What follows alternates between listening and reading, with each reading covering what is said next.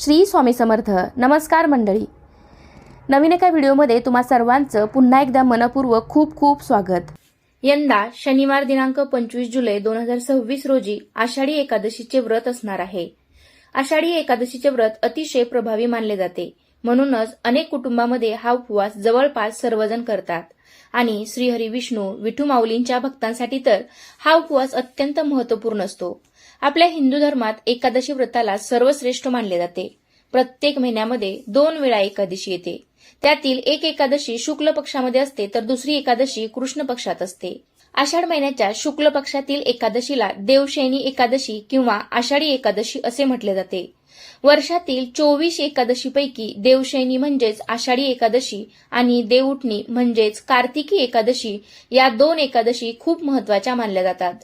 तर आजच्या व्हिडिओमध्ये मी तुम्हाला आषाढी एकादशीचा उपवास कधी धरायचा, कधी सोडायचा, त्याचबरोबर कोणकोणते पदार्थ आपल्याला या दिवशी चुकूनही खायचे नाहीत आणि आपण उपवास सोडताना कोणता पदार्थ खाऊन उपवास सोडायचा म्हणजे आपल्याला या व्रताचे संपूर्ण फळ मिळेल, अशी संपूर्ण माहिती आजच्या व्हिडिओमध्ये देणार आहे. तर त्यासाठी हा व्हिडिओ शेवटपर्यंत पहा. पण त्याआधी आपल्या चॅनलवरती नवीन असाल तर चॅनेलला सबस्क्राईब नक्की करा. चला तर मग लगेचच व्हिडिओला सुरुवात करूया. आपल्या हिंदू धर्मात आषाढी एकादशीला एक विशेष महत्त्व आहे. ही एकादशी तिथी भगवान विष्णूला समर्पित आहे. म्हणूनच एकादशीला भगवान विष्णूंची देखील मनोभावे पूजा करतात. या व्रताचे पालन केल्याने सर्व पापे नष्ट होतात व मोक्ष प्राप्त होतो असे म्हटले जाते. शास्त्रात एकादशी व्रत पाळण्याचे विशेष नियम सांगितले आहेत. असे म्हणतात की जर या नियमांचे योग्य पालन केले नाही तर उपवासाचे फळ मिळत नाही. शास्त्रानुसार या दिवशी उपवास केल्याने मनातील सर्व इच्छा पूर्ण होतात असे देखील मानले जाते. एकादशीच्या दिवशी विशिष्ट पदार्थाचे सेवन केले जाते. मात्र शास्त्रात या दिवशी काही पदार्थांचे सेवन वर्ज्य करण्यास सांगितले आहे.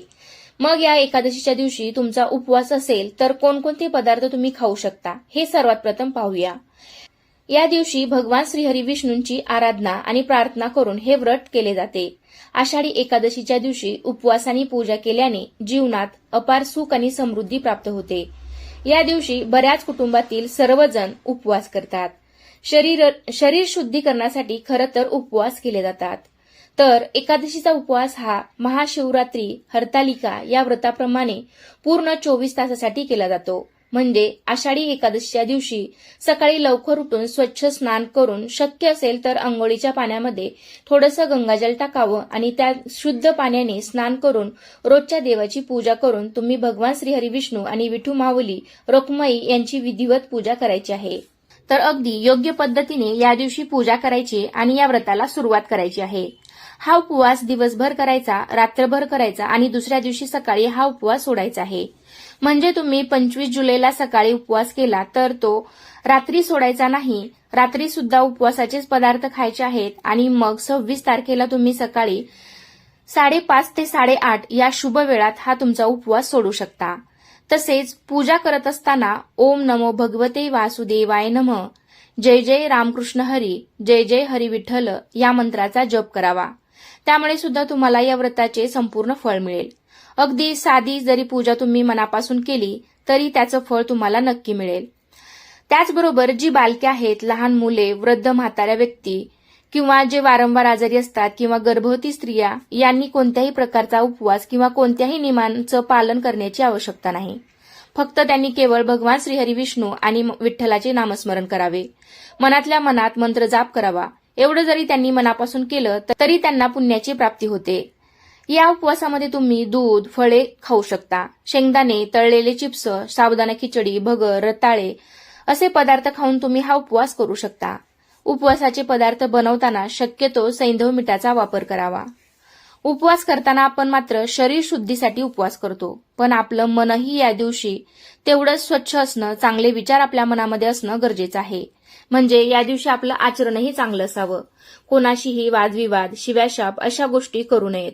कोणाशीही भांडण करू नये. या दिवशी सर्वांशी प्रेमाने वागावे, गोड बोलावे. उलट या दिवशी शक्यतो जास्तीत जास्त वेळ विठ्ठलाच्या ध्यानधारणेमध्ये घालवावा, मंत्र जाप करण्यात घालवावा. असं केल्याने भगवान श्रीहरी विष्णू आणि विठू माऊली तुमच्यावरती लवकर प्रसन्न होतील. उपवासाच्या दिवशी आपल्याला नेहमीपेक्षा थोडं आणि सात्विक अन्न खायचं आहे.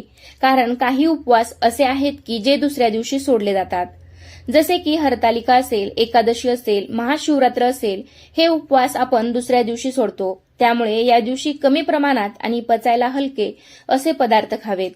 कारण उपवास करणे म्हणजे पोटाला आराम देणे.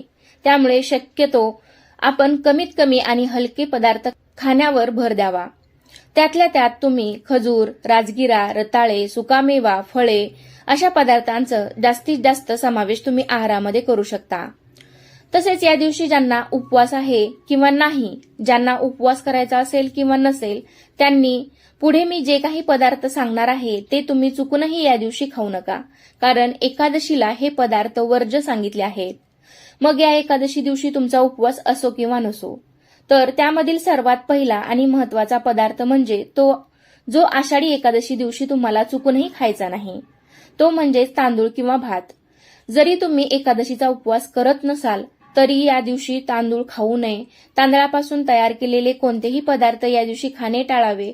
या दिवशी तांदूळ खाल्ल्याने अनेक समस्यांना सामोरे जावे लागू शकते. एकादशी या तिथीला हिंदू धर्मशास्त्रात अतिशय महत्व आहे. हे व्रत केल्याने आत्मविश्वास वाढतो, पारमार्थिक ओढ लागते, संसार सुखाचा होतो, निरोगी काया, सुदृढ आरोग्य आणि धनसंपत्तीचा लाभ होतो. ईश्वर समीप नेणारे हे व्रत अतिशय फलदायी आहे. म्हणून दर महिन्यात 2दा एकादशी येतात. त्याचे पालन करणाऱ्यांना भगवान विष्णूंचा आशीर्वाद प्राप्त होतो. एकादशी ही तिथी पौर्णिमेच्या आधी 4 दिवस येते आणि अमावस्याआधी 4 दिवस येते. या दोन्ही दिवशी भरती ओहोटीच्या दृष्टीने भूगर्भात अनेक हालचाली घडत असतात. आपल्या शरीराचा 75% भाग हा पाण्याने व्यापलेला आहे. त्यामुळे निसर्गातील घटनांचा मानवी शरीरावर मोठ्या प्रमाणात परिणाम होतो. म्हणून दोन्हीचा ताळमेळ सुयोग्य पद्धतीने साधायचा असेल तर त्यासाठी शरीराला निसर्गाशी जुळवून घेणे प्राप्त ठरते. यासाठी आपल्या पूर्वजांनी एकादशीचा उपवास सांगितला आहे. आयुर्वेदात उपवासाच्या प्रक्रियेला लंघन असे म्हणतात. लंघन अर्थात अन्नवर्ज्य करणे. आपला देह हे एक यंत्र आहे. यंत्राला नियमित डागडुजी करावी लागते, अन्यथा ते कधीही बंद पडते. शरीररूपी यंत्राची डागडुजी म्हणजे नियमित आहार, व्यायाम आणि झोप. यंत्र सतत वापरात असेल तरीही ते काम करणे बंद करते. त्यामुळे त्याला सक्तीची विश्रांती द्यावी लागते. शरीराला सुद्धा लंघनाच्या रूपाने एक दिवस सक्तीची विश्रांती आवश्यक असते. आपण अन्न ग्रहण करतो, परंतु ते पचण्यासाठी पुरेसा अवधी देत नाहीत. एक अन्न पचत नाही तोवर दुसरे अन्न ग्रहण करतो. ही प्रक्रिया सतत सुरू राहिल्यामुळे शरीराची यंत्रणा बिघडते. यासाठी 15 दिवसांनी एकदा एकादशीचा उपवास करावा. उपवास शक्यतो काहीही न खाता करावा. गरज लागली तर फलाहार करावा. मात्र एकादशी आणि दुप्पट खाशी या म्हणीप्रमाणे फराळ केला जाणार असेल तर एकादशीचा उपवास न केलेला बरा.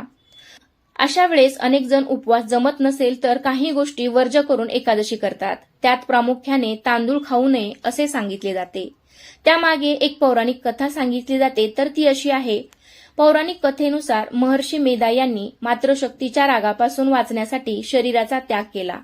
त्यानंतर त्यांच्या शरीराचा एक भाग पृथ्वीगर्भात पडला.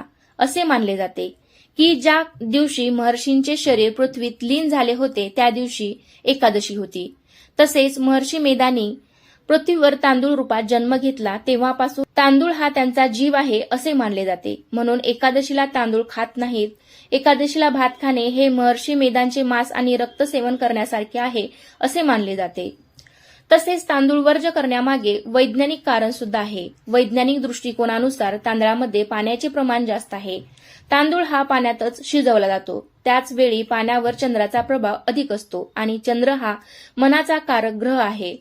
तांदूळ खाल्ल्याने शरीरातील पाण्याचे प्रमाण वाढते. यामुळे मन विचलित व चंचल होते. मनाची चंचलता उपवास करण्याच्या नियमामध्ये अडथळा आणते. म्हणूनच एकादशीला तांदळाचे पदार्थ खाण्यास मनाई आहे. उपवासाच्या दृष्टीने एक गोष्ट लक्षात घेणे गरजेचे आहे, तर ते म्हणजेच पथ्य आपल्या आरोग्यासाठी दिलेली आहेत. त्याचे पालन करायचे असेल तर ते शास्त्राला धरून केले तरच त्याचा उपयोग होईल, जेणेकरून स्वार्थ आणि परमार्थ दोन्ही साध्य होईल. आपल्या पूर्वजांनी खूप विचारपूर्वक आपले सणवार साजरे केले आहेत. त्याचबरोबर तांदळाप्रमाणे या दिवशी बार्लीचेही सेवन करू नये. दुसरं म्हणजेच तामसिक पदार्थ खाऊ नये. म्हणजेच देवशयनी एकादशीला पूर्ण रूपाने सात्विक आचार आणि विचार असावेत. या दिवशी तामसिक पदार्थांचे म्हणजे मांस, कांदा, लसूण यांचे सेवन करू नये आणि कोणत्याही प्रकारची नशा करू नये. तंबाखू आणि सिगारेट ओढू नये. तसेच या दिवशी पानाचा विडा देखील खाऊ नये. या पदार्थांचे सेवन केल्याने मनात वाईट विचार येऊ शकतात. एकादशीच्या दिवशी लसूण, कांदा, मांस, मासे, अंडी इत्यादी गोष्टी खाऊ नयेत. तसेच व्रत करणाऱ्यानेच नाही तर घरातील सर्व सदस्यांनी देखील खोटे बोलणे आणि चुकीचे काम करणे अवश्य टाळले पाहिजे. उपवासाच्या वेळी मनात राग, मत्सर, ईर्ष्या अशा भावना असू नयेत. तसेच या दिवशी व्यसनांना आणि वादविवादांनाही टाळावे. म्हणजेच एकादशीच्या दिवशी तुम्ही पदार्थ खाण्याबरोबरच आपलं आचरण देखील चांगलं असलं पाहिजे याकडे विशेष लक्ष दिले पाहिजे. आपल्या मनामध्ये कोणतेही वाईट विचार ठेवायचे नाहीत. या दिवशी घरामध्ये वादविवाद होत असतील तर ते आपण टाळले पाहिजे. या दिवशी बेसन, पिठलं सुद्धा करू नये. आषाढी एकादशीला कोणाप्रती वाईट विचार आणू नयेत आणि कोणाबद्दल वाईट देखील बोलू नये. जर आपल्या मनात एखाद्याच्या प्रती द्वेष, ईर्ष्या, लोभ असल्यास या दिवशी या सर्व विकारापासून दूर राहावे आणि देवाच्या भक्तीमध्ये आपले मन रमवावे. तेव्हा आपली पूजा सार्थक होते. तसेच देवशयनी एकादशीला पूर्णपणे ब्रह्मचर्याचे पालन करावे. केवळ शरीर नाही तर मन देखील शुद्ध असलं पाहिजे. या दिवशी असे विचार देखील मनामध्ये येणे योग्य नाही. जे ब्रह्मचर्याच्या नियमांच्या विरुद्ध असतील त्यांचा मनावर पूर्णपणे ताबा असावा आणि हा दिवस केवळ देवाच्या मंत्रांनी जप करत घालवावा. रात्री देखील जमिनीवर चटई घालून झोपावे. गादी वापरू नये. अशा या पवित्र दिवशी तुम्ही अशा काही पदार्थांचे सेवन केले तर आपल्याला या व्रताचे फळ मिळणार नाही. या दिवशी शक्यतो जास्तीत जास्त आपण पांडुरंगाचे, श्रीहरी विष्णूचे नामस्मरण करावे, मंत्र जप करावा. तर मी तुम्हाला सांगितलं की हा उपवास कसा करायचा, दिवसभर करायचा, रात्रीही करायचा आणि दुसऱ्या दिवशी सकाळी सोडायचा. तर हा उपवास बऱ्याच ठिकाणी दही भात खाऊन सोडला जातो. म्हणजेच थोडक्यात सांगायचं झालं तर उपवास सोडताना सुद्धा आपल्याला सात्विकच अन्न ग्रहण करायचं आहे. म्हणजे आपल्याला दिवसभर केलेल्या उपवासाचं संपूर्ण फळ मिळेल. म्हणजे उपवास सोडताना सुद्धा तुम्ही कोणत्याही प्रकारचा मांसाहार किंवा मसालेदार पदार्थांचं सेवन करणं जरूर टाळा. शक्य झालं तर एखादा गोडाचा पदार्थ खाऊन किंवा दही भात खाऊन किंवा मग तुम्ही जेवण बनवलं असेल साधं सात्विक वरण भात, भाजी पोळी, चपाती असं जेवण करून सुद्धा तुम्ही हा उपवास सोडू शकता. अनेक ठिकाणी बघा जेवताना कांदा खातात. तर शक्यतो उपवास सोडताना तुम्ही कच्चा कांदा खाऊ नका. साधे आणि सात्विक अन्न ग्रहण करूनच तुम्ही उपवास सोडा. जेणेकरून तुम्हाला केलेल्या व्रताचं, उपवासाचं संपूर्ण फळ मिळेल. अशा प्रकारे आजच्या व्हिडिओमध्ये मी तुम्हाला आषाढी एकादशीचे महत्त्व सांगितलेलं आहे. त्याचबरोबर उपवास कसा करावा, कसा सोडावा, काय खाऊन सोडावा, ज्यामुळे तुम्हाला या व्रताचं संपूर्ण फळ मिळेल अशी संपूर्ण माहिती सांगण्याचा प्रयत्न केला आहे. कसा वाटला तुम्हाला माझा आजचा व्हिडिओ मला नक्कीच सांगा. आवडला असेल तर एक लाईक करा, जास्तीत जास्त लोकांपर्यंत शेअर करा आणि चॅनेलवरती नवीन असाल तर सबस्क्राईब करायला विसरू नका. धन्यवाद.